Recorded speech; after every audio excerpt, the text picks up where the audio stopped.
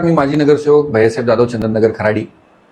काल माननीय आमदार बापूसाहेब पठारे यांच्या नेतृत्वाखाली आम्ही पुणे महानगरपालिकेवरती दशक्रिया विधी आणि अर्धमुंडन आंदोलन केलं.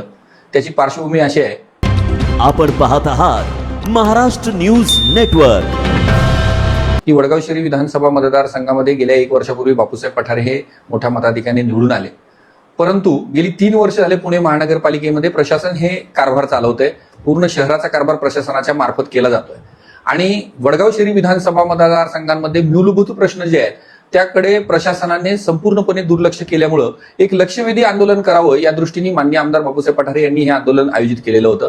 त्यामध्ये मी माझं अर्धमुंडन केलं. अर्धमुंडन करण्याचं कारण हे आहे की पुणे महानगरपालिकेचं प्रशासन जे आहे ते सर्व कामं अर्धवट करतंय.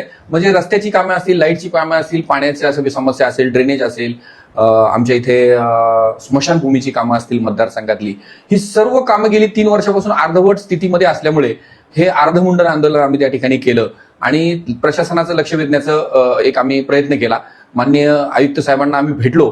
त्यानंतर आयुक्त साहेबांनी 13 तारखेला यासाठी स्वतः प्रत्यक्ष येऊन या सर्व कामांची पाहणी करून हे काम मी पूर्ण करेन असं आम्हाला आश्वासित केलं.